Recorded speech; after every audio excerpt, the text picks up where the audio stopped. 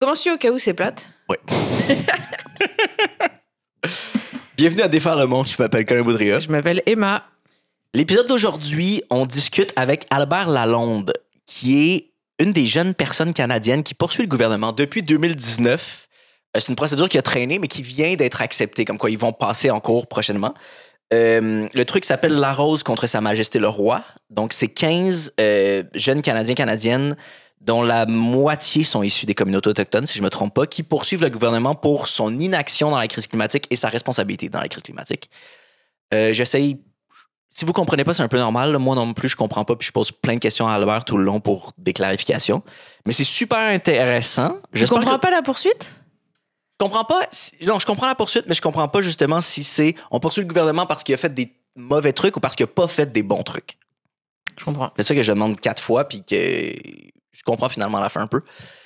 J'espère que vous passez une bonne journée parce que c'est pas l'épisode le plus up la vie du tout. Albert le nomme quelques fois. Là. Il essayait beaucoup de faire quelque chose de léger, mais c'est vraiment difficile avec le sujet qu'on a. Ouais, mais les gens ont déjà dit qu'ils aimaient bien quand on faisait des épisodes déprimants. J'ai déjà vu ça comme commentaire.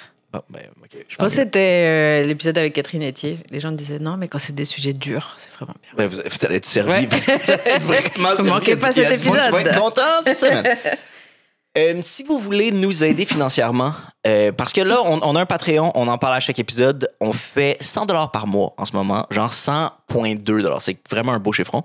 Ce qui est très nice, on remercie énormément les gens qui contribuent au Patreon, mais honnêtement, on fait pas d'argent avec ça. Là, on en perd pas mal même. Je veux pas vous shamer, mais si vous voulez nous aider financièrement, vous pouvez vous abonner au Patreon pour 3$ pour le contenu audio, 5$ pour le contenu vidéo et 10$ pour d'autres affaires et des épisodes exclusifs éventuels. Vous pouvez aussi, si vous écoutez sur les plateformes de balado audio puis que vous pouvez coter, d'ailleurs sur Spotify, on est quand même bien coté, on est super content. On a 50 commentaires et 5 étoiles. Merci. Mais si vous êtes justement sur Apple Podcast ou Spotify, n'importe quoi qui vous laisse de coter les podcasts, mettez-nous 5 étoiles, ça aide puis ça ressort dans le recensement des podcasts. Après, il y a des gens qui nous connaissent pas qui vont nous découvrir. Mais ouais. Ta mère a voté? Moi, ma mère n'a même pas voté pour ça. Ma mère, je sais même pas si elle sait que je fais un podcast. 50 vrais votes. C'est vraiment nice. Parce que les mères comptent pas.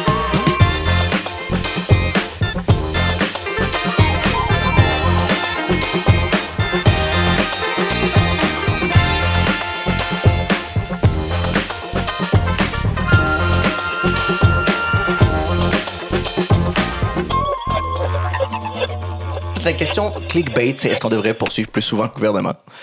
Mais c'est jamais une mauvaise chose à faire. Mais c'est tant que c'est pas genre pour abolir la taxe carbone, des affaires de même. Oui. Parce qu'il y a aussi beaucoup de... Il y a aussi de ce côté-là, c'est ça, il y a des poursuites de ce bord-là. Il y a souvent plus de gens qui ont plus d'argent pour se faire représenter par des avocats qui sont de l'autre côté. Oui. Ouais. C'est ça qui se passe. Avant qu'on tombe dans les détails, moi, il y a plein de trucs techniques que je comprends pas super bien dans la procédure de La Rose contre Sa Majesté le Roi. Oui. D'ailleurs, c'est fucked up quand même que de poursuivre le gouvernement canadien, ça soit Sa Majesté le Roi. Là. C'est quand même étrange. Ça me fait toujours un peu plaisir. Je comprends ça. Ça a du standing, là, c'est une grosse affaire. Oui. Parce que là, c'est ça. Là, vous poursuivez le gouvernement pour des actions qui ont nui à... qui ont encouragé la crise climatique ou pour de l'inaction qui n'ont pas prévenu la crise climatique? Parce que je ne sais pas si je suis clair dans ma question, mais j'ai l'impression que c'est vraiment pas la même chose de poursuivre pour une inaction. C'est un peu les deux. Puis la partie qui est sur l'inaction, c'est flou, c'est difficile à définir. Mais dans le fond, là, c'est ça, je peux expliquer ça. D'un côté, mais c'est une question de droit positif. C'est ça qu'on appelle quand le gouvernement est en train de faillir à une obligation qu'il a. Et donc, ça lui pose... Il y a comme la responsabilité de poser des gestes, d'adopter des mesures, etc. Ça s'est pas vu super souvent en droit canadien. Par exemple, je pense qu'il y a une cause super importante qui est Urgenda contre les Pays-Bas, qui est justement une poursuite climatique qui a été, je pense, gagnée autour de 2014, qui a été comme la première grande poursuite, un peu sur le format de la nôtre, à obtenir gain de cause devant les tribunaux. Puis c'était un regroupement de jeunes aussi. C'était un peu le même format. C'était des centaines de personnes. Je ne me rappelle plus exactement c'était quoi, là, si c'était des jeunes, whatever. Mais c'est ça. Fait qu'en gros, eux autres, ils ont gagné parce qu'en droit néerlandais, ben, t'as vraiment la dimension des droits positifs est vraiment davantage construite. En droit canadien, c'est beaucoup plus ambigu. On l'a vu dans, par exemple, des cas... les sites d'injection supervisés. Le cas de la Cour suprême, il y avait une dimension de droit positif, par exemple. Nous, ce qu'on dit, c'est que le gouvernement a le devoir d'adopter puis de mettre en œuvre un plan de redressement climatique qui ne serait pas déterminé par la Cour. Dans le fond, les tribunaux définiraient un peu, c'est d'établir où se trouve la barre. C'est quoi le niveau d'action qui est nécessaire pour que le gouvernement prenne. Mais ensuite, c'est ça. Comment le gouvernement décide d'agir et de rencontrer ces standards-là, ça lui appartiendrait. En gros, c'est ça. Nous, ce qu'on dit, c'est que le gouvernement, le Canada, a une responsabilité absolument disproportionnée à travers son action on peut penser au financement des énergies fossiles, toutes les subventions, le rachat du pipeline Trans Mountain pour la modique somme de maintenant 39 milliards de dollars, je pense aux dernières nouvelles. Mais en gros, c'est de dire que le Canada a une responsabilité disproportionnée dans le dépassement mondial des seuils de GES dans l'atmosphère qui sont considérés comme étant sécuritaires. C'est-à-dire que, puis c'est un peu technique à ce niveau-là, mais pour comprendre la science de l'atmosphère, il faut comprendre que les GES qu'on émet, ils restent dans l'atmosphère. C'est pour ça que quand on parle de carboneutralité, on entend souvent ça. Mais ça veut dire qu'on arrive à zéro. Ça veut dire qu'on absorbe autant de GES qu'on en émet. Mais concrètement, les GES qui ont été émis depuis la révolution industrielle... Il va falloir les enlever. Va falloir les enlever. Fait qu'on a besoin de carbonégativité. Ça, c'est quelque chose qui est très mal compris, qui n'est pas souvent abordé par les médias. Quand on parle du rapport du GIEC de 2018, là, qui nous disait qu'on avait d'ici 2050 pour, à l'échelle mondiale, avoir arrivé à la carboneutralité. Mais ça, ce rapport-là fait le pari qu'on va avoir des technologies de captation carbone massives qui vont nous permettre de retrancher tous les GES excédentaires qui sont dans l'atmosphère. Donc, en ce moment, on est à environ un peu plus que 420 parties par million d'équivalent CO2, c'est-à-dire de CO2 et des autres gaz à effet de serre rapportés sur l'effet de serre, parce que les gaz ont tous un effet de serre différent, donc rapportés sur l'effet de serre du CO2. Et donc, mais le seuil stable établi par la science pour avoir un climat stable, c'est 350 parties par million. Et là, on est à combien parties par million? 420. Fait qu'il faut retrancher à peu près, c'est ça, comme plus que le 8e des GES qui sont dans l'atmosphère actuellement. Donc, le plan de rattrapage climatique qu'on demande, puis ce qu'on estime qui est l'obligation du Canada, par rapport à cause de ses émissions, sa contribution disproportionnée aux émissions mondiales, c'est qu'il fasse sa juste part pour revenir à 350 parties par million d'équivalent GES, d'équivalent CO2 dans l'atmosphère. Donc, c'est ça. C'est comme des petites mathématiques, là, mais je pense que c'est important à comprendre. C'est quelque chose qui n'est pas très souvent expliqué, parce qu'on parle souvent de pourcentage de réduction, machin, puis on parle jamais du fait qu'il faut comme capter beaucoup plus de GES que c'est ça. On n'a comme jamais fait ça. Fait que, en ce moment, la meilleure technologie de captation des GES qu'on a aussi, c'est les arbres. Quand on parlait justement de droit positif, puis l'idée, je reviens à ça, puis je le simplifie énormément, mais l'idée de poursuivre le gouvernement pour une inaction, est-ce que ça pourrait éventuellement même se transposer à d'autres trucs qui sont pas nécessairement liés à la crise climatique, genre justement le prix des loyers, le prix des aliments pour se nourrir, qui sont des trucs qu'on aurait pu voir venir, qui auraient pu être prévenus par le gouvernement et qui sont vraiment en lien avec notre droit à la liberté, notre droit à la vie aussi. On pourrait-tu, c'est ça, parce que ça ouvre une porte qui est super intéressante si on peut commencer à poursuivre le gouvernement pour pas avoir pris la défense de ses citoyens. On peut déposer des poursuites. Après ça, il faut voir si on va gagner. Puis la question, c'est assez dur d'y répondre. Moi, je suis pas avocate, je sais pas, j'ai pas comme cette... Puis même si je l'étais, j'ai pas une connaissance de toute la jurisprudence existante, de genre le monde qui ont tenté leur coup pourrait déposer devant les cours des arguments similaires. Mais, tu sais, je pense que ce qui est important de comprendre, c'est que l'architecture juridique canadienne protège principalement la propriété privée. Puis, tu sais, c'est comme... Parce que, tu sais, les droits, c'est le fun. Mais les droits, on peut juste connaître... Leur valeur est déterminée quand on les met dans la balance par rapport à d'autres droits. Tu sais, fait que, tu sais, le droit à la vie versus comme l'économie. Tu sais, c'est un peu ça. Tu sais, puis il y a toute cette... un truc que des tribunaux canadiens utilisent beaucoup, c'est est-ce que c'est légitime dans le cadre d'une société libre et démocratique? Par exemple, dans le cadre de l'exercice du pouvoir du gouvernement ou plein d'affaires de même.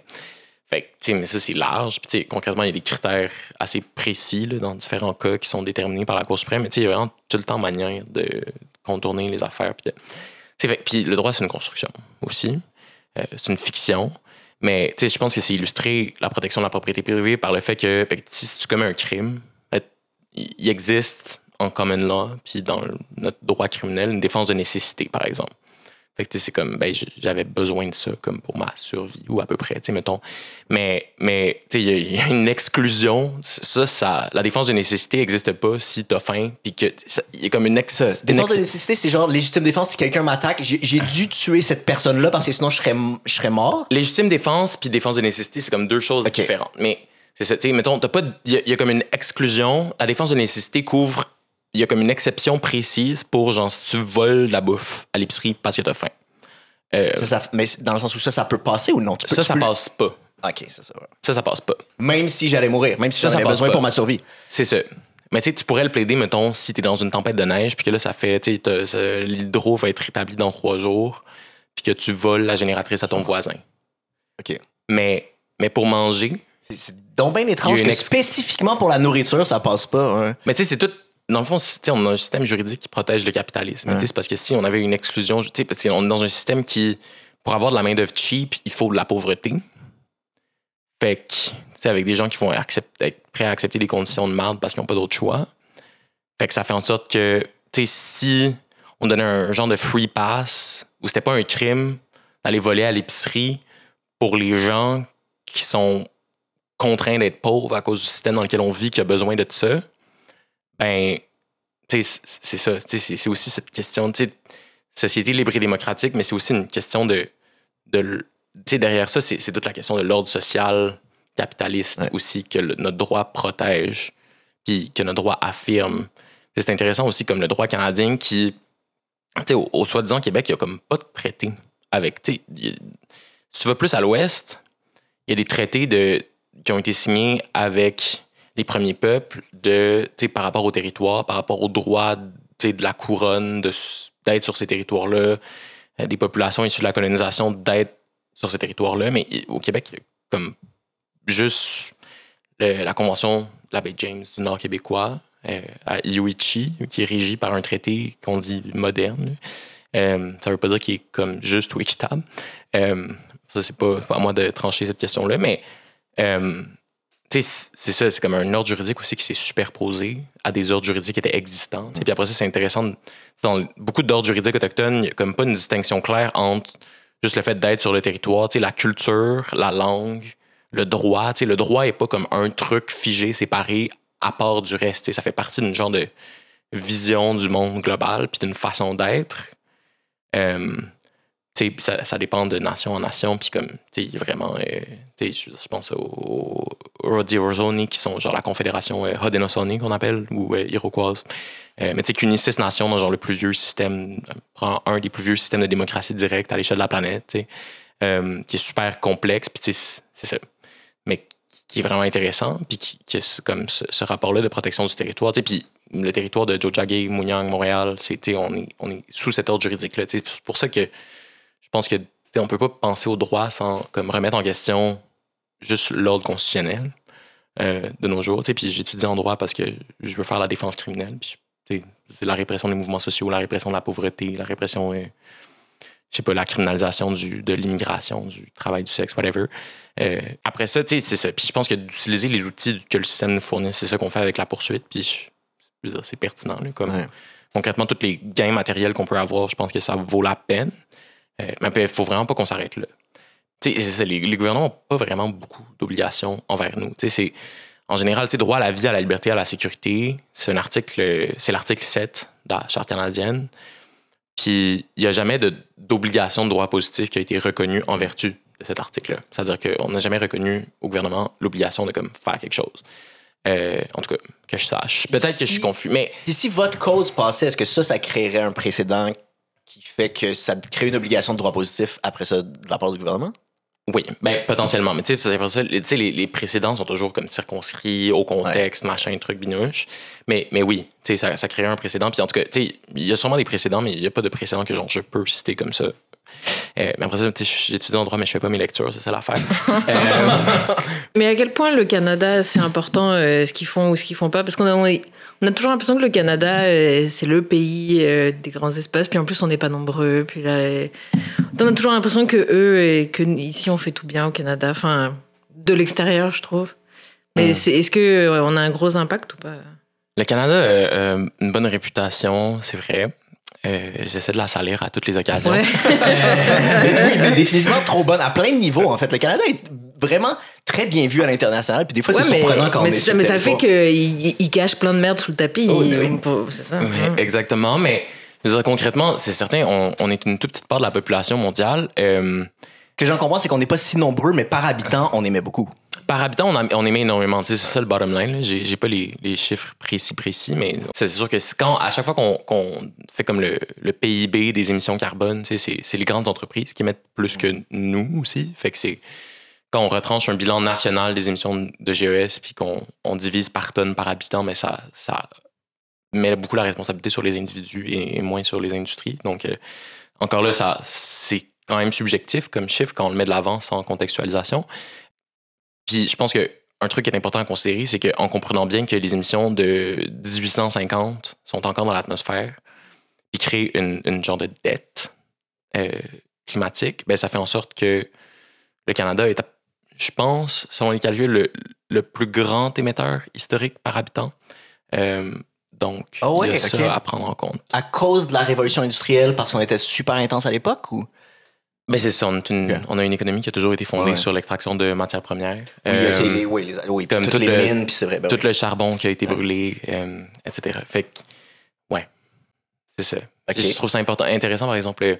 Puis l'idée de dette climatique est intéressante aussi. Puis ça, c'est aussi, dans le droit, on entend beaucoup le FMI, la Banque mondiale, les pays du Sud global qui doivent complètement réformer leur économie, accepter du riz étranger, puis là, ça fait en sorte qu'il y a un dumping des prix, puis que toute leur économie locale meurt. Je pense aux pays d'Afrique de l'Ouest qui ont perdu toute leur industrie du coton, par exemple, parce que soudainement, ils ont dû ouvrir leur marché pour répondre aux exigences de la Banque mondiale.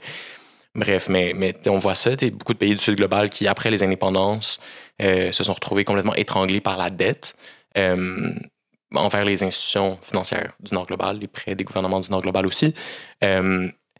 Puis on se rend compte que les pays du Nord global ont cette dette non seulement pour les dommages qui sont causés. En ce moment, on parle de 290 à 580 milliards de dollars US de dommages annuels causés par les changements climatiques, ce qu'on appelle les pertes et préjudices, à l'horizon 2030.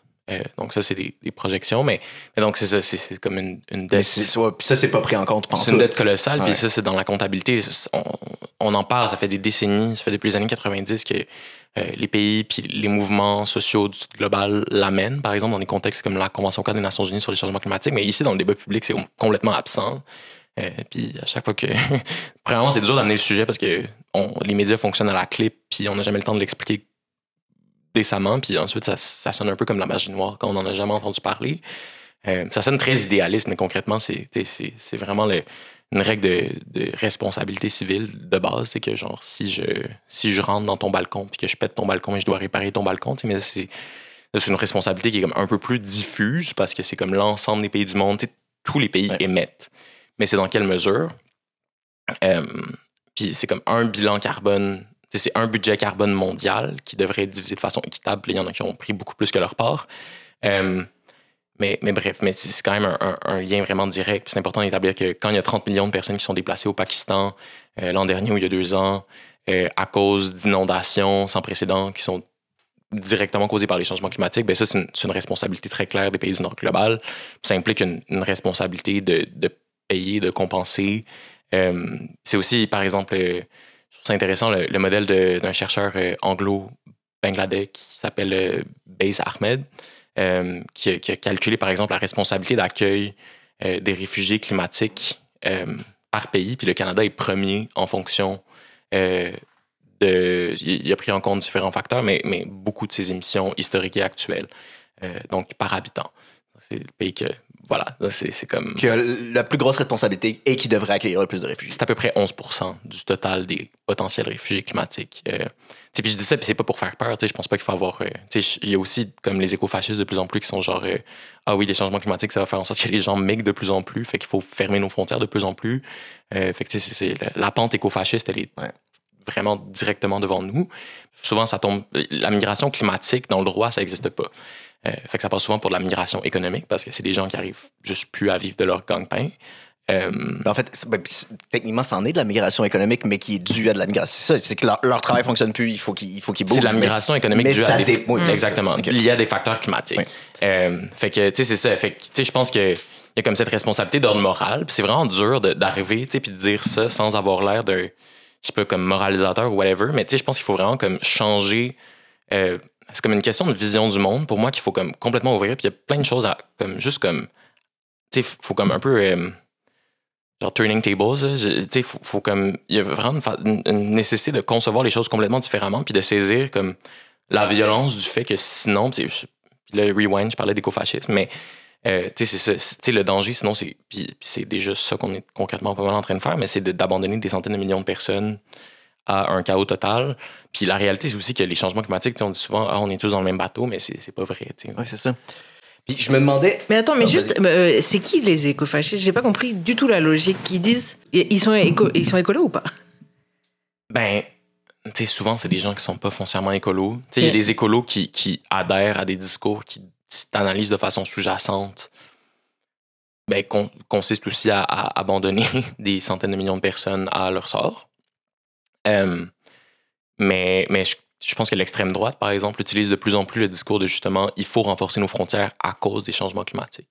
Ok, mais ils sont juste fascistes. Il n'y a pas d'avantage pour l'écologie d'empêcher les gens de... Ouais. Mais moi, ma compréhension, c'était un peu des mesures pro-écologiques, mais imposées d'une façon fasciste. C'est un peu ça que je comprenais, mais c'est pas du tout ça que j'entends. Mais l'affaire, c'est qu'on peut toujours compter sur les fascistes d'habitude pour rester fascistes. Malheureusement. Mais je veux dire, c'est sûr que, je sais pas, les partis d'extrême droite, ça va être leur discours de plus en plus. Arrêtez de me regarder quand vous parlez de l'extrême droite parce que je suis française. Oui.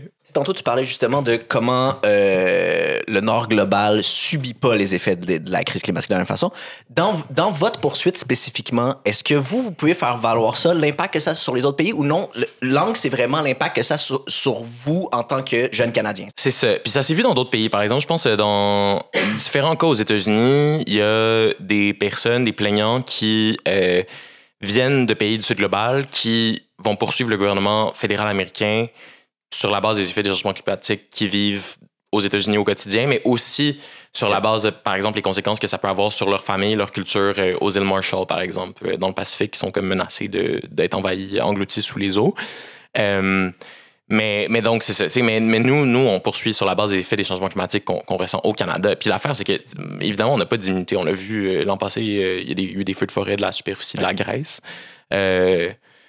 Puis le climat se réchauffe 2 fois plus vite au Canada, en moyenne, que dans le reste du monde. Donc, on n'est vraiment pas à l'abri, mais n'empêche qu'on a les ressources. Moins pire, c'est ça. Quand je pensais à ça, je me disais, c'est un peu ironique de... C'est ça, on est une grosse partie du problème, mais on le subit pas tant. Puis faire valoir votre point serait plus facile si on est dans un pays du Sud. Genre l'impact de hey, ça nuit à mon droit à la vie et à la liberté serait encore plus facile à faire valoir si on était dans un pays qui subit vraiment fort les effets du changement climatique, non? C'est sûr, mais en même temps, je pense qu'il y a moyen de dire on n'est vraiment pas les plus affectés, puis en même temps, on n'est vraiment pas à l'abri. Tu sais, nous, la base de ce sur quoi on poursuit, c'est, par exemple, beaucoup d'effets sur la santé. Par exemple, les personnes qui font de l'asthme, qui sont très affectées par les feux de forêt, qui peuvent comme pas sortir dehors pendant des semaines, parfois. Je pense nous, au Québec, on l'a vécu, je pense, pour la première fois de façon vraiment concrète, du moins dans les grands centres urbains ou la vallée du Saint-Laurent l'an dernier. Ouais, c'était vraiment quelque chose. Ouais. C'est ça. Mais dans l'Ouest, c'est à peu près la routine. Fait qu'il y a ça, mais c'est aussi, je pense, les tiques porteuses de maladie de Lyme qui migrent vers le nord. Donc ça, c'est un risque concret à la sécurité, droit à la vie, qui se posait pas auparavant, qui est directement lié au changement climatique.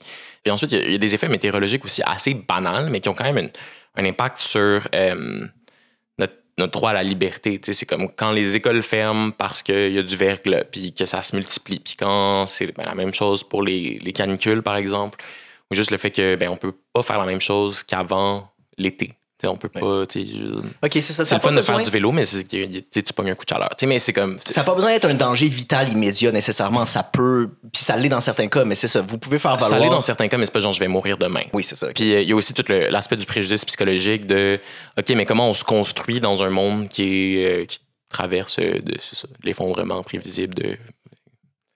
Ouais. Excusez. D'ailleurs, nous, on va avoir un enfant. Je suis vraiment désolé. non, mais puis je te le reproche pas, mais c'est ça. Je sais pas. Moi, je sais pas honnêtement à quel point je suis pas assez éco-anxieux ou pas. Mm-hmm. J'ai l'impression, j'ai l'impression que moi, je vais mourir de vieillesse. C'est mon feeling, genre. Probablement, surtout avec les privilèges que j'ai pas l'impression. Je vais avoir plein de complexités de vie qui vont venir des changements climatiques, mais je vais probablement mourir d'une mort normale. Mm-hmm. Mais je me demande si ça va être le cas pour mes enfants, genre. Je sais pas. Puis je sais pas c'est quoi la question que je te pose non plus, mais tu l'aurais-tu fait à ma place? C'est ma question. Ouais, moi, je pense que, tu sais, je veux pas, je l'ai eu en ayant comme une espèce de posture publique à parler de la crise climatique tout le temps. Je me suis fait quand même poser la question de comme avoir des enfants. Puis c'est une interrogation que j'ai eue personnellement. Tu sais, j'ai 22 ans, fait que ça n'a comme pas rapport dans ma vie. C'est pas genre très immédiat, là, mais je pense que, tu sais, pour moi, je pense que c'est important de continuer à avoir des enfants, tu sais. Puis je pense que on arrive à la fin du cycle où le système capitaliste est voué à s'effondrer, soit parce qu'on trouve une meilleure alternative ou parce que les systèmes planétaires sont plus capables de le supporter. Mais ça, a priori, c'est pas une mauvaise chose, j'ai envie de dire. Mais après ça, je pense que on va arriver dans une espèce d'exacerbation de toutes les luttes sociales où on a quand même cette espèce d'urgence, de justice et de penser le monde autrement. Pour moi, c'est pas vraiment de mauvaise chose. Et je pense que c'est ça, comme de façon réaliste, ça implique beaucoup de souffrance pour beaucoup de monde à l'échelle de la planète. Mais ça ouvre aussi des nouvelles... j'ai l'air d'un accélérationniste, là, mais je pense que ça va nous forcer à penser les choses autrement. Puis... Fait que t'es content des résultats des élections françaises, c'est ça non. Ça finit plus d'être doomer. Mais je pense que, tu sais, c'est ça. Parce que, tu sais, je pense que c'est simpliste, là, cette idée de fin du monde qu'on se fait toujours dire. Puis, tu sais, Mark Fisher le dit, puis je le répète beaucoup, mais c'est plus facile d'imaginer la fin du monde que la fin du capitalisme. Fait que je pense qu'il y a un réflexe un peu simpliste. Mais je crois que l'espoir, c'est comme quelque chose de très politique en ce moment, puis que si on le perd, ben, ça veut dire que concrètement, le fait qu'on perde espoir puis qu'on arrête potentiellement de lutter ou qu'on arrête de faire comme toute notre crise de possible, ben, ça veut dire que on abandonne plein de monde qui sont vraiment plus mal pris à leur sort. Fait qu'il y a comme une violence là-dedans. Moi, je suis doomer, mais je fais beaucoup de travail out of spite. Puis c'est aussi parce que je sais pas si c'est possible, mais c'est aussi chaque dixième de degré d'augmentation, de plus ou de moins, va faire une différence. Fait que ça à garder en tête. Puis... ouais, tu sais, je crois à la résilience de l'être humain, je crois à la résilience des écosystèmes. Puis, ça va être bien différent, mais tu sais, l'effondrement puis la fin du monde, c'est deux choses différentes. Tu sais, c'est comme l'effondrement des sociétés capitalistes coloniales, potentiellement. Tu sais, si je pense les mouvements sociaux jouent bien leur carte, puis si on a comme une résistance globalisée, puis si on arrête de penser que les intérêts de la classe ouvrière passent par de la classe ouvrière blanche passent par l'extrême droite qui au final défend les milliardaires. C'est ça, je pense qu'il y a beaucoup de travail à faire, mais c'est ça, c'est important de continuer à avoir des enfants. Puis c'est aussi ce qui nous...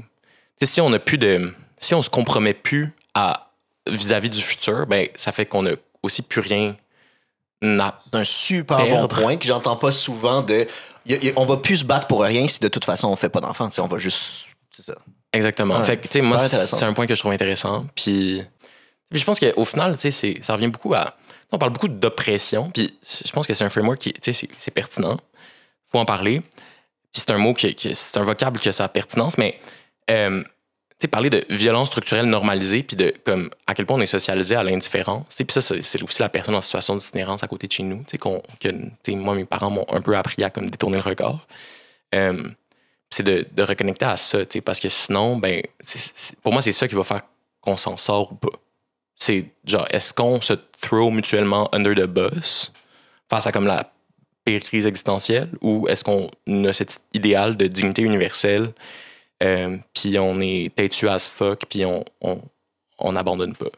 Puis, personnellement, j'ai pas vraiment l'impression qu'on a le luxe d'abandonner, parce que, si je throw quelqu'un under the bus, ben après ça, le prochain, ça va être moi. Ouais.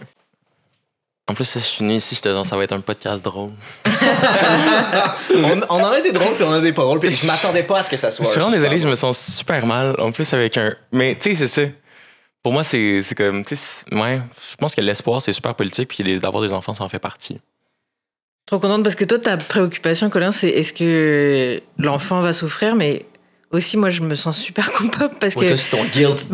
C'est juste que, tu sais, on mange pas de viande, on fait du vélo et tout, mais après, ça n'a pas d'importance si la pire chose que tu peux faire, c'est d'avoir un enfant pour le bilan carbone. En même temps, ça dépend comment tu l'élèves, ton enfant, puis comment il consomme, puis tu sais, ça dépend. Oui, mais même juste en chiffres, en chiffres, de créer un nouvel humain, en tout cas. Mais, tu sais, c'est parce qu'en même temps, cette idée de comme blâmer les parents pour les émissions qu'un futur humain va comme causer, moi je la trouve comme très absurde parce que c'est comme OK, mais premièrement, s'il n'y a plus personne, c'est genre pourquoi on réduit nos émissions s'il n'y a plus personne? Tant qu'à faire, on pourrait juste comme se dire genre OK, genre vasectomie pour tout le monde, puis genre on chill jusqu'à ce que tout s'écroule. Mais pour moi, en tout cas, je pense que c'est comme très absurde. Je pense que notre société dans une vision, tu sais, non seulement, bon, d'abord, là, comme, tu sais, juste la notion d'empreinte carbone, c'est comme un concept qui a été créé par British Petroleum pour se défaire de sa responsabilité puis expliquer aux gens qu'il fallait... Pour shamer individuellement le monde, justement. Exactement. Puis dévier la responsabilité, tu sais, des grandes industries. Tu sais, il y a personne, tu sais, moi, j'ai pas accepté d'être dans une ville, tu sais, de grandir dans une banlieue qui était faite pour les chars. Ouais. Puis, tu sais, la dépendance à l'automobile, elle a été créée par des lobbies, par les compagnies pétrolières et les compagnies de chars pour s'assurer qu'on a une dépendance collective absolue, que ça se reflète dans comment nos villes puis notre environnement immédiat de tous les jours est conçu, construit. Fait que, tu sais, en tout cas, il y a ce terme-là de genre suprémacisme fossile, tu sais, où comme tout a été arrangé pour que les revenus que ces entreprises-là génèrent soient perpétuels, parce qu'on pour avoir comme cette dépendance collective. Mais tu sais, c'est ça a été construit intentionnellement, puis je pense qu'on peut en sortir intentionnellement. Mais c'est ça, tu sais, après ça, de blâmer genre le futur bébé, tu sais, puis comme oui, il va y avoir des jouets en plastique, puis tu sais, moi, je sais pas, pendant un moment, genre mes parents ont essayé de m'acheter des jouets gossés en bois, puis genre je volais les Barbie à ma garderie, tu sais, mais tu sais, je sais pas, tu sais, puis je sais pas, là, genre... Fait que je pense que, tu sais, c'est pas d'avoir cette indifférence, parce que, tu sais, après ça, je pense que c'est sain d'avoir un lien avec notre environnement où on se soucie quand même de ce qu'on fait. Mais d'assumer trop de responsabilités, personnellement, je trouve ça absurde. Puis dans les médias, je me suis souvent fait mettre dans la case du jeune éco-anxieux ou du jeune en crise. Surtout quand j'étais genre ado. Mais j'ai un problème avec les banques puis les pétrolières, puis pas avec ma grand-mère aussi. Elle s'est ramassée, elle a grandi dans la même société que moi, à un point différent, puis elle s'est fait imposer les mêmes affaires, puis elle a fait son crise de mieux pour s'en sortir. T'sais. Fait que c'est ça. Je pense juste que là, la résistance doit être comme plus totale qu'avant. Ouais, mais moi aussi, je t'avais mis dans cette case-là, parce que je m'étais dit, parce que moi, c'est réfléchi, c'est pas un accident, là, c'est notre projet d'avoir un enfant, mais je me disais, est-ce que du point de vue de quelqu'un de 22 ans, est-ce que c'est complètement con, quoi. Ouais, mais non, mais j'aime bien ta réponse, je suis d'accord avec toi. Je pense que la perspective que j'ai entendue de beaucoup de communautés autochtones aussi est intéressante. C'est-à-dire que, nous, on a, ce que j'ai entendu de la part de plusieurs militantes, puis juste personnes autochtones du soi-disant Canada, là, c'est, nous, on a déjà vécu l'effondrement, puis c'est les communautés qui ont le plus haut taux de natalité au Canada. Puis c'est justement, notre futur va passer par les enfants.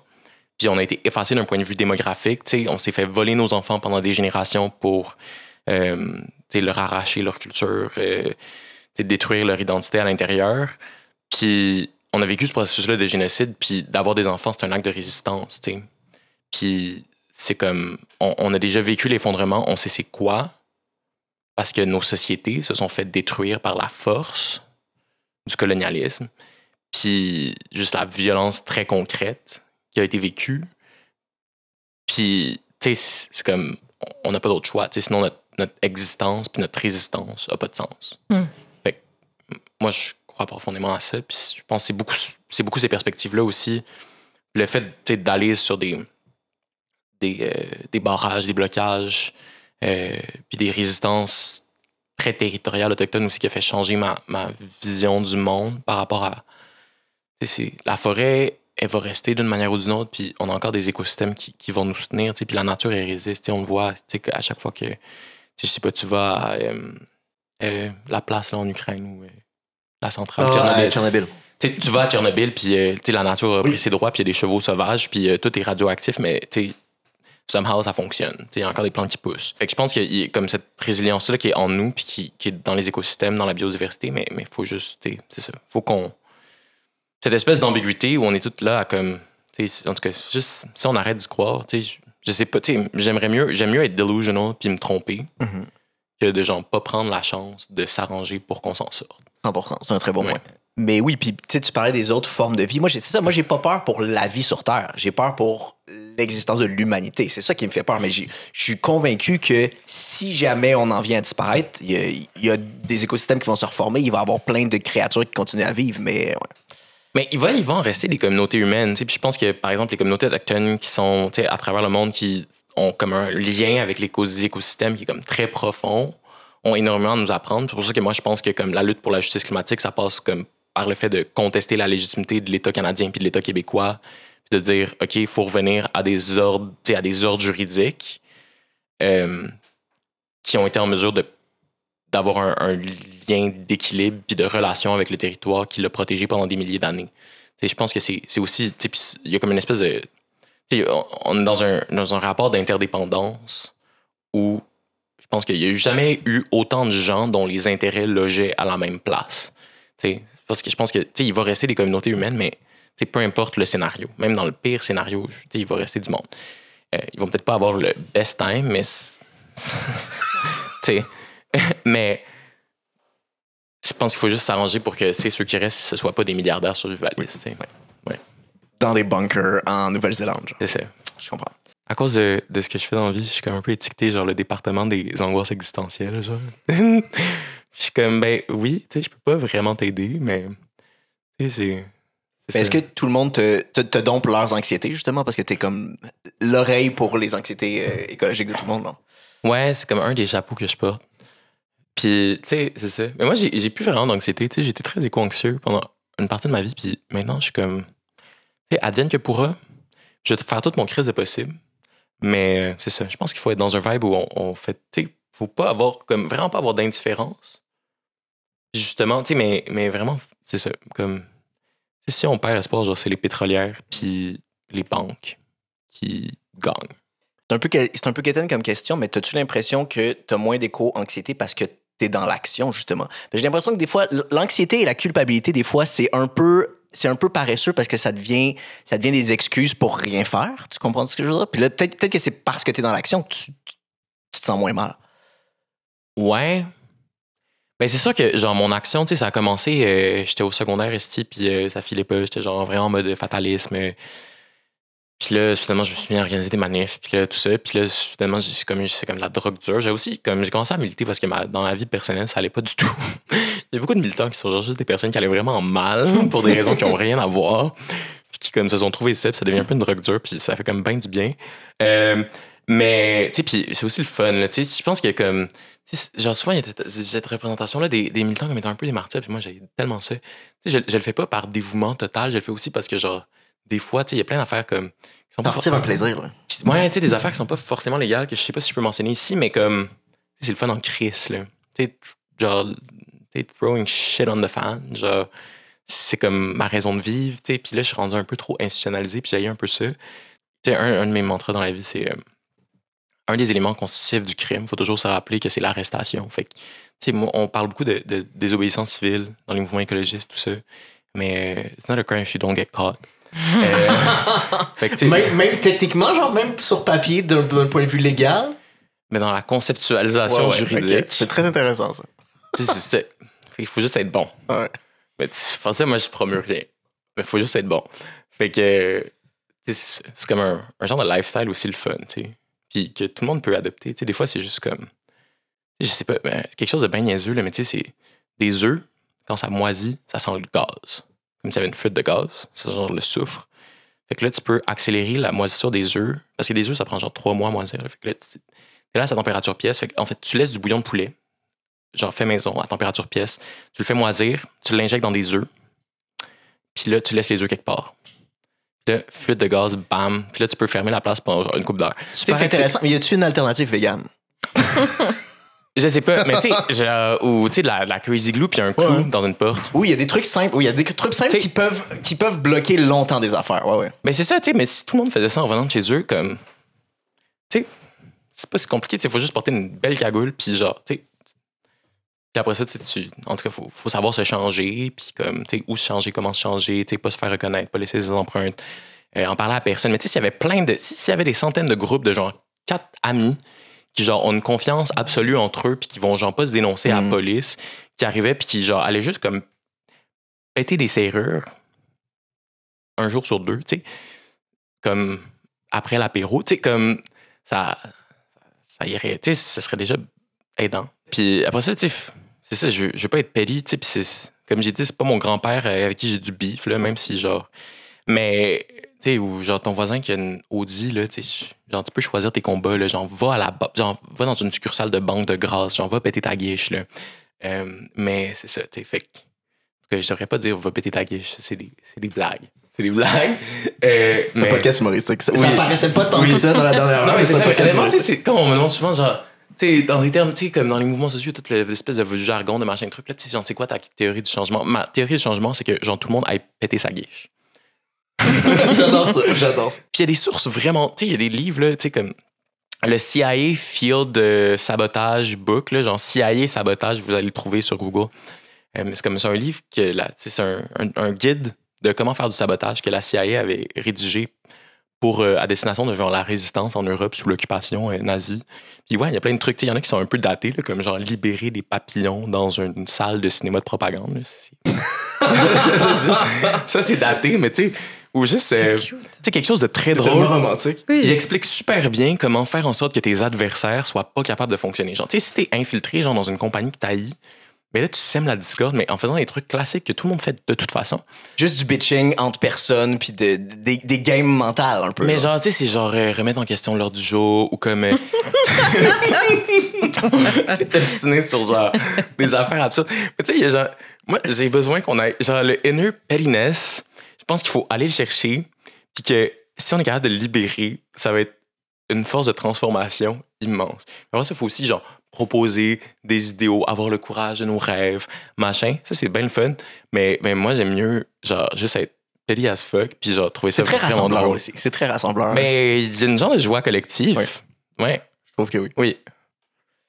Mais quand on avait reçu Rosémée Témorin, moi, j'étais dans l'idée que je me disais, les Gen Z, ils sont super sex positifs, et j'avais cette idée-là, et elle a dit, mais en fait, vraiment moins que tu penses, tu les idéalises vraiment. Et j'ai l'impression que c'est un peu la même chose pour le climat. Ça se peut-tu que j'ai cette idée que c'est enfin la génération qui va prendre les choses en main, mais que finalement, c'est pas toute la génération. Ouais, non. Moi, ça m'énerve toujours un peu, là, l'idéalisation. On idéalise les Gen Z. Moi aussi, j'aime ça idéaliser les Gen Z, parce que je trouve quand même qu'on est les plus cool, mais... je me moque vraiment beaucoup de mes amis milléniaux, mais genre, je pense que c'est ça, tu sais. Mais moi, tu sais, je l'ai beaucoup reçu comme, tu sais, idéaliser les Gen Z, puis en général, comme, tu sais, je pense qu'il y a aussi un réflexe global de genre mettre les personnes militantes sur un genre de piédestal, puis là, en les idéalisant, ben, ça crée une distance entre elles et nous, qui fait en sorte que comme ça nous absout de notre responsabilité de faire la même affaire qu'eux autres, qui sont genre vraiment juste du monde normal, qui essayent, tu sais, comme des girly try-hard. Moi, c'est comme ça que je me définis. Mais Tu sais, puis c'est ça, c'est comme si c'était inaccessible, tu sais, parce qu'on les idéalise puis on les met sur ce genre de piédestal. Oui, c'est des personnes parfaites, moi je pourrais pas faire la même affaire. Mais je vais même pas essayer. Puis après ça, on a ce genre de ressentiment de genre, tu sais, comme les petits écolos parfaits qui genre mangent du tofu dans leur Tesla, tu sais, mais. Tu sais, on peut parler du lithium de la Tesla, mais. Fait que, en tout cas, tu sais, l'écologie bourgeoise, j'ai un gros problème avec ça, là, mais. De quoi on parlait? Que si vous êtes pas si nice que ça finalement, c'est un peu ça qu'on parlait. On est vraiment pas si nice que ça, tu sais, puis c'est pas ça. un bloc uniforme nice. Ouais, il n'y a jamais eu autant de, tu sais, les jeunes fascistes, il y en a beaucoup. Ouais. Puis, tu sais, il y a comme une espèce de recrudescence, tu sais, Nouvelle Alliance, puis des groupes qui sont comme, ah oui, tu sais, Lionel Gourou, tu sais, avec une espèce de survivalisme canadien-français qui sont soudainement en train de ressusciter. Quand on voit les résultats des législatives en France, les intentions de vote pour le RN, il n'y a jamais eu autant de jeunes qui ont voté pour l'extrême droite. Puis en plus, le gars... il est jeune. Il doit être un Z, là. Il est tellement jeune. Ben là, quand même pas, il a même pas 30 ans, je pense. Il est dans la vingtaine, genre. Ouais. Oui, ça fait peur. Mais ça, je suis pas sûr non plus, mais oui.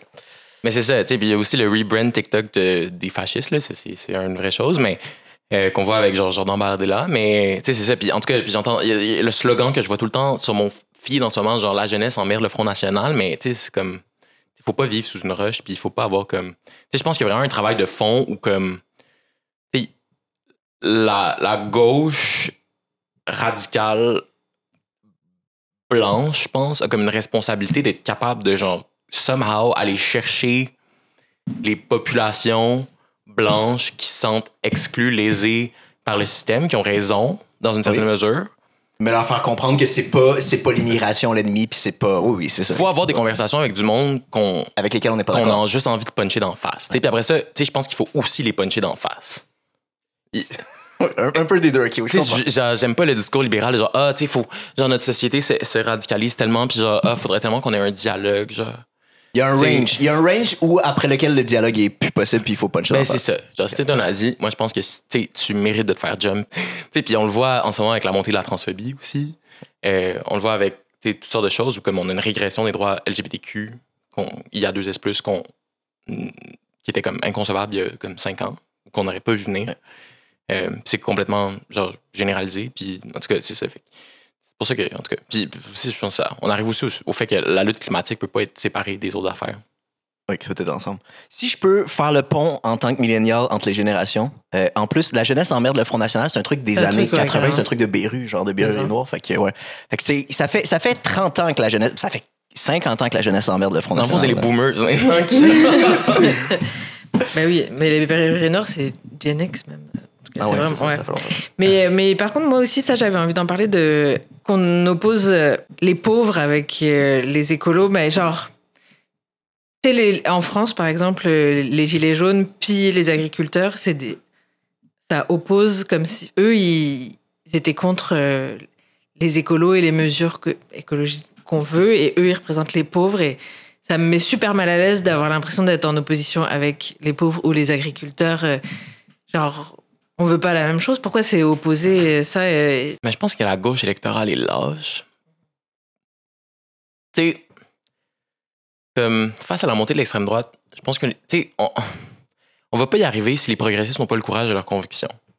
Tu sais, je pense à, comme un exemple que je donne souvent, c'est une grande organisation de défense des droits humains qui défendait que les personnes migrantes détenues pour le seul fait d'avoir migré, d'être sur le territoire sans permis de séjour valide, devraient avoir des bracelets électroniques plutôt que d'être dans des centres de détention, des prisons.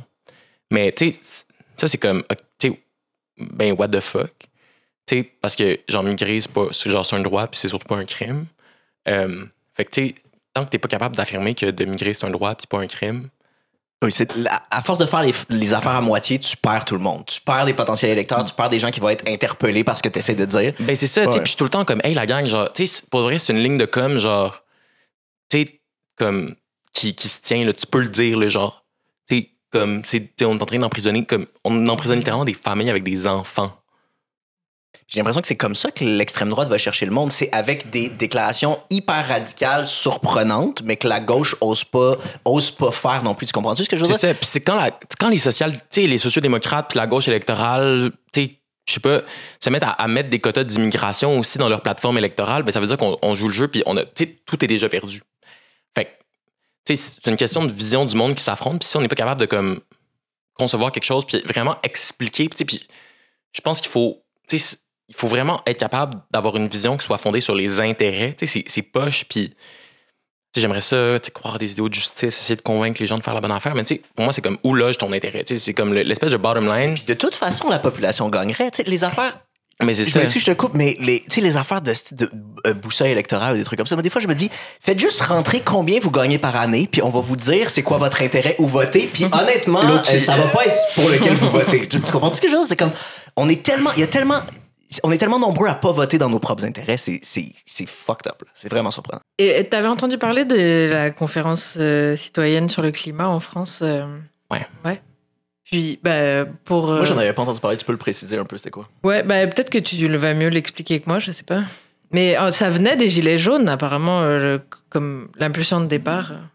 Ouais. L'idée, c'était que la population décide ça va être quoi les mesures plutôt que le gouvernement, que ça soit juste plus genre bottom-up plutôt que top-down. C'est un peu ça que je C'était une assemblée tirée au sort de gens qui représentaient à peu près tous les segments de la société française. C'était des agriculteurs, des cadres supérieurs, puis vraiment du monde ordinaire. Puis moi, ça me semble intéressant comme initiative à date. Là, présenter de même, je trouve ça vraiment nice. C'est ça, qui avait accès à comme des scientifiques, puis pas seulement, comme on parle souvent de climat avec genre de la science naturelle, là, machin, mais c'est aussi comme des sociologues, puis des économistes.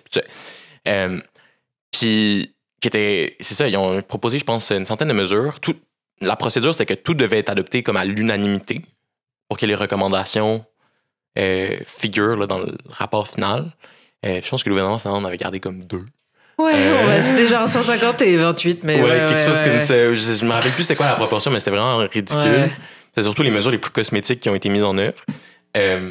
Mais moi, je pense que c'est super intéressant. Puis, concrètement, on est dans un problème institutionnel. Moi, je trouve ça un peu fou. À chaque élection, comme tout le temps, le climat, l'environnement, qui revient dans les préoccupations majeures des électeurs. Puis là, maintenant, un peu moins parce que les gens sont plus capables de payer leur loyer.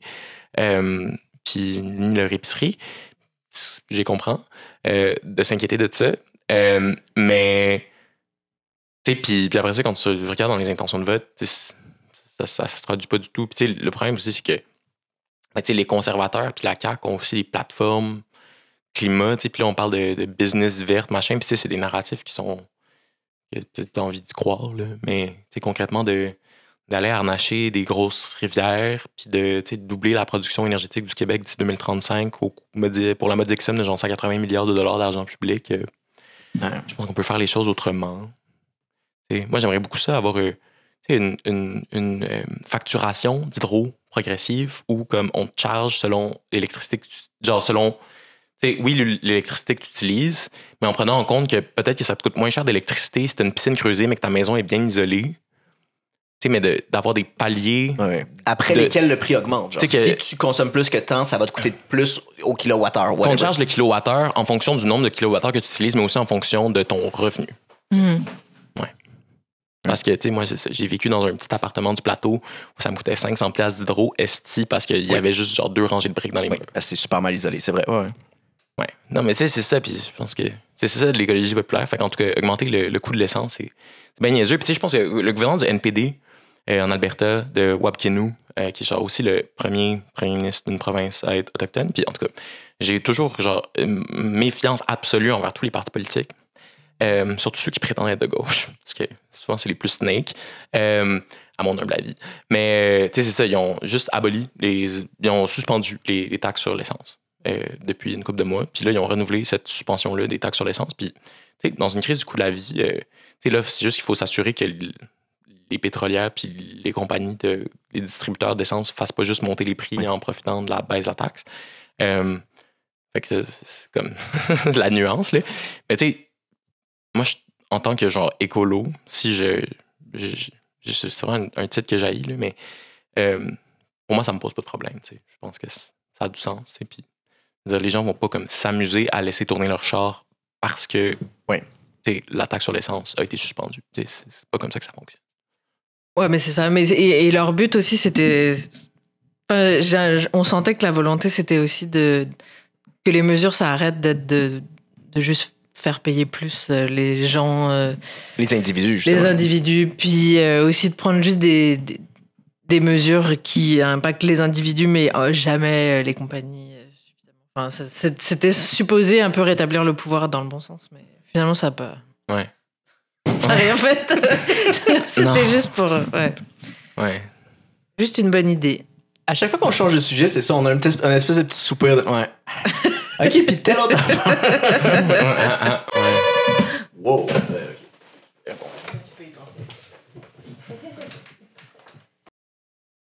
Là, j'ai l'impression de juste vous avoir donné du doom, là, puis je suis comme... Ok, je peux poser une question positive. Phew, c'est pas un colis Amazon. Ça fait que là, on est sur quoi? Ouais. Ok, c'est ça, mais parce que on trouvait que c'était trop dark, fait que Ouais. je m'essaye à une question positive. Parfait. OK, go. Mais que moi, ce qui m'a marqué, c'est que moi, quand j'étais jeune, ce qui faisait peur à tout le monde, c'était le trou dans la couche d'ozone qui grossissait et c'était vraiment effrayant. Et que finalement, les scientifiques ont dit quoi faire, on l'a fait, et que maintenant, on a diminué le trou dans la couche d'ozone et que maintenant, c'est plus un enjeu, genre. Et ça m'a marqué pour le reste de ma vie qu'on est capable de régler les problèmes. On est capable de créer des nouveaux problèmes. Si on se prend par la main, on peut régler les problèmes. Mais oui, mais on peut. Puis c'est ça, tu sais, il n'y a pas de fatalité non plus que, genre, on va les dépasser, les 1,5 degrés Celsius d'augmentation, tu sais, peut-être, sûrement, c'est quand même fort probable. Mais j'aime le switch complètement de direction.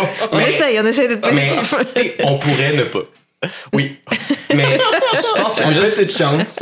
Mais je pense qu'il faut juste qu'on soit honnête sur les solutions aussi. Puis c'est quand il y a des organisations écologistes, genre bien institutionnalisées, puis il faut, tu sais, comme c'est aussi genre le philanthro-capitalisme, puis genre le non-profit industrial complex, mais c'est d'être capable de dire comme, OK, genre le problème, c'est le capitalisme, c'est qu'on dépend de l'exploitation de toujours plus de ressources, puis de l'exploitation toujours accrue des travailleurs-travailleuses. Nos conditions se sont améliorées dans les pays du Nord global dans les dernières décennies, mais c'est aussi parce que, genre... Oui, on a transféré l'exploitation ailleurs. Ouais. Exactement. Fait que c'est juste comme on a globalisé les rapports de classe. Fait que, tu sais, concrètement, ouais, c'est juste il faut avoir le courage de nommer le problème tel qu'il est, de nommer les solutions. Puis je pense que c'est aussi, tu sais, de voir... Moi, tu sais, 2019, tu sais, c'est comme le haut, tu sais, il y avait 500 000 personnes dans les rues à Montréal, tu sais, il y avait ce mouvement global, Greta, machin, truc. Moi, c'est un peu ça qui m'a amené là où je suis en ce moment. Puis j'ai passé beaucoup de temps à comme avoir un peu honte de ce discours-là, où on était comme beaucoup dans... On essayait de faire une espèce d'unanimité autour de la notion qu'il y avait une urgence climatique, puis de rester comme poli, de beaucoup se cacher derrière la science, alors que comme concrètement, tout est politique. Mais, tu sais, fait que là, je pense que comme on est juste à une étape bizarre de cette lutte-là pour la justice climatique, où je pense que comme on a posé un diagnostic, puis quand on regarde l'histoire des luttes sociales historiquement, c'est souvent comme ça que ça se passe. Il faut créer un consensus social sur le problème. Après ça, l'étape, genre vraiment plus compliquée, où les mouvements aussi, genre, c'est très sanglant à l'interne, c'est de définir c'est quoi les solutions. Puis là, c'est un travail qui est ardu parce que les solutions remettent en question comme l'ordre social, le système, etc., tout. Mais tu sais, à partir du moment où on va être capable d'avoir comme une genre de gauche ou des forces progressistes qui vont être plus ou moins alignées autour de la même affaire, puis on a quand même la deadline de genre que c'est une crise existentielle. Fait que moi, j'ai comme une espèce de confiance aveugle dans le fait que, ben, à un moment donné, genre, ça va computer, tu sais. Puis il y a comme une frustration puis une rage de fond, comme plein de monde qui se sentent exclus, puis c'est ça qui est à l'origine de l'extrême droite, tu sais, puis de la montée, mais ça peut être harvesté de la bonne façon aussi. Je pense que ça peut être harvesté, tu sais, puis sans faire de la récupération au sens genre opportuniste de la chose, je pense qu'il faut récupérer ça parce que le monde, ils ont raison d'être en crise. Fait que, tu sais, moi, je vois beaucoup d'espoir dans cette espèce de fin de cycle-là, tu sais, sans être accélérationniste, puis sans vouloir que genre tout brûle pour qu'on s'en rende compte, d'être capable de s'entendre sur ces solutions-là, puis d'avoir genre un constat honnête aussi de où est-ce qu'on en est, puis où est-ce qu'il faut aller. Puis du fait que, genre, la barre de, tu sais, juste les limites géophysiques de la planète, genre, est crissement loin, tu sais. Puis pour moi, c'est important. Tu sais, je parle de la science, j'ai passé genre 20 minutes à vous parler de science de l'atmosphère. Puis tu sais, pour moi, la science de l'atmosphère, c'est l'affaire la plus comme anticapitaliste que tu peux faire parce que comme les seules conclusions que tu peux tirer, c'est comme que, tu sais, il faut comme, tu sais, tout crisser à terre, puis rebâtir aussi quelque chose de nouveau qui peut être excitant. Fait que, ouais, c'est un peu là où j'en suis. Je me rappelle plus c'était quoi la question, encore une fois. Mais touche plus à rien, c'est le plus positif qu'on a eu dans la dernière heure et demie. Fait que touche pas à rien, on a besoin de ça. Avant qu'on se laisse, y a-tu des trucs, soit si nos auditeurs veulent te suivre toi personnellement sur les réseaux ou des organismes, des comptes ou whatever, y a-tu des trucs que tu voudrais plugger? Mon Instagram est vraiment pêle-mêle, mais il y a plein à faire. J'essaie de toujours faire un... Genre, si vous voulez trouver les manifs à Montréal sont où, ben j'ai le bon feed pour les relayer, pour que vous les voyez. C'est ça. Sinon, il y a une silly little outfits des fois. Parce que la superficialité, c'est quand même très bien. Moi, j'adore ça. Il y a plein d'organisations à Montréal aussi qui valent vraiment la peine d'être suivies. Mais tu sais, pour moi, c'est aussi de comprendre que genre la lutte pour la justice climatique, c'est le droit des personnes migrantes. Genre Solidarité sans frontières, qui est une organisation qui comme aide les personnes qui sont dans les centres de détention pour les personnes migrantes, par exemple, qui lutte en ce moment. Le gouvernement libéral a promis de régulariser le statut de toutes les personnes sans statut, puis d'avoir un programme de transition, parce qu'en ce moment, quand tu es un travailleur avec un permis de travail temporaire, genre, tu peux pas accéder à la résidence permanente. Genre, il n'y a aucune façon de... Puis souvent, quand tu as un permis de travail fermé, genre, ton statut est relié à la volonté d'un seul et même employeur. Fait que c'est basically un système qui crée du trafic humain, tu sais. Fait que pour moi, c'est aussi de genre vraiment comprendre que toutes les luttes sont interreliées, que... Tu sais, c'est ça. Allez suivre ces organisations-là. C'est ça. Mais je partage vraiment plein d'affaires en story. Fait que j'aurais tendance à dire là.